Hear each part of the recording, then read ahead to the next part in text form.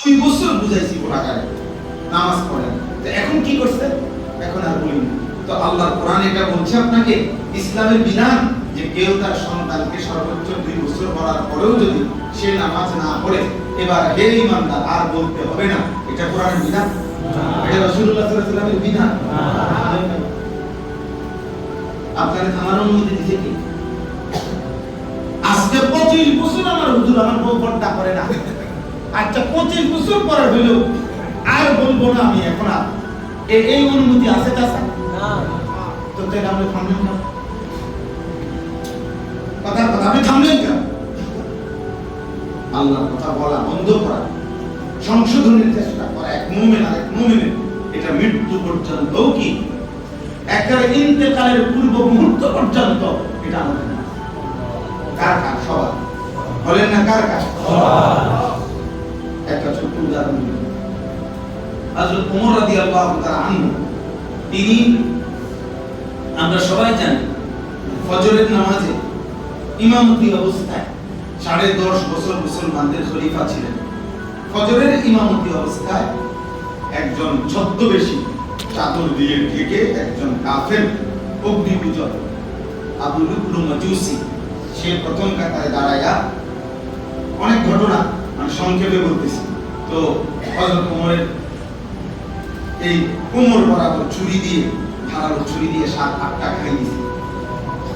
এই অবস্থায় ওমর রাদিয়াল্লাহু তাআলা প্রচন্ড আহত হয়ে রক্ত যখন এসে পড়তেছে, তখন চাপ দিয়া ধইরা নিজের হাতে নিজের নাড়ি গুড়িয়ে চাপ দিয়া ধরে পিছনে আব্দুর রহমান ইবনে আউফ রাদিয়াল্লাহু তাআলা আনহুকে থেকে টাইনা ইমামের জায়গায় এনে দাঁড় করাই দিয়েছে, নিচে সরে পড়ে গেছে। আর বলছে আব্দুর রহমান শুধু এই কথা বলছে, আগে নামাজ শেষ করো। তো আব্দুর রহমান ইবনে আউফ আগে নামাজ শেষ করছে, হযরত ওমর কাটা মুরগির মতো দরফাইছে এখানে। তো ওনারা নামাজ শেষ করে ওমরকে নিয়ে গেছে ঘরে। তো চাটাইয়ের মধ্যে শোয়াইছেন, ওমর রাদিয়াল্লাহু তাআলা এদিক দিয়ে ওষুধ দিতেছে কবিরাজ, কিন্তু সব দিতে ভেঙে যাচ্ছে, সবাই কাঁদতেছে বুঝতেছে। ওমর রাদিয়াল্লাহু তাআলা আর বাঁচবেন, ওমর রাদিয়াল্লাহু তাআলা নিজেও বুঝতেছে। হযরত ওমর রাদিয়াল্লাহু তাআলা তখন তার ছেলে আব্দুল্লাহ ইবনে ওমরকে বলছে, বাবা আমার গালটা মাটির সাথে একটু লাগাও। তো গালটা মাটির সাথে লাগাও, আমি গালটা মাটির সাথে মিশাইয়া গালটা ঘষাইতে চাই মাটির মধ্যে এরকম।